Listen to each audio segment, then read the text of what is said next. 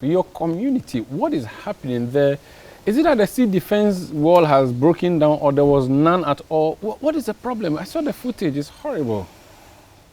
Horrible, terrifying, scary.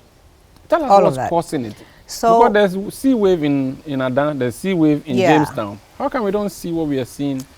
So some work was done, phase one they called it, under President Mills and President Mahama. No, I want to know, understand what the situation, so what happened? Oh, it's a tidal wave. The waves, look, global warming is real.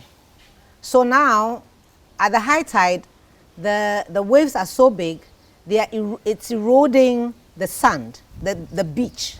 Sweeping the sand into the... Yes. So it started from, you remember the Ketu one, and then the Blakusu one. So the intervention started, but then it stalled since 2017. Now, so when it happens like that, shall I say eat? Yeah, you can use that. So that it eats into the sun. It eats the sun from under the buildings, so then the buildings come down. After it's taking the beach, it keeps doing that, and then it gets to the buildings and takes the sun from under. They collapse. And how far into the community has it gone? If you so could... far, I don't know. Look, so from the beach, this is a beach. How far into the communities, in terms of kilometers or minutes, did it get? From where we are sitting. That's very short. Yes. But how did it affect houses that are far, or is it that the people built on front of the beach? No, but it's been going on for a while. That's why I said that phase one was the beginning of the intervention to address it. If we had continued, then Salakopa, Muchino, and Gavaji would not be going through this. But because it was stalled, is the reason why this is happening again. Is it that people were not supposed to build where they built? Oh, no, nothing to do with that. So where they built is normal, it's okay? Beach communities are everywhere. And you just mentioned that yourself. And their communal living is not the cause. This is purely climate change and maybe nature. This is purely nature. Force majeure, this is purely nature.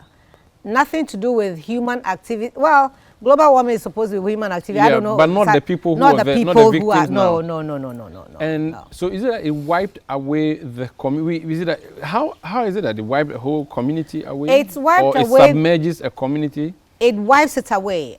That's what I've just described to you. So it starts by taking away the beach. And so it's coming closer. And then we start shouting. And then we start shouting. Before we know, it's finished with the beach and it's attacking the houses. Now, is it that there's some other water, like a lagoon or something? Because is it just a sea water that comes just to cause this destruction? Yes. And it becomes like a swampy area? No. You see, it doesn't become swampy. It's just taking the sand. And my fear is that it hasn't happened yet. My fear is in one of the communities, I think it's Salakopa. It's so close to the road now, 2-3 tidal waves, and the road may go. Wash the road away. To wash the road away. And then the road is what is separating the sea from the lagoon. And so it can go in there, and that's going to be a bigger disaster. How are the people living? And how are they surviving this? You know, I go there often out of to commiserate, to encourage, to inspire, and to tell them that I have not left them. You are not alone in this one. It's sad that this is happening at this time. If you recall, March of 2020, in the name of COVID, the borders were closed. So the livelihood that the border brings or offers has not been there a year and a half. And then the sea is doing this, where they could go fishing and find some, sell some, eat some. And then only, was it last month or last 2 weeks? They now go and lock the sea too.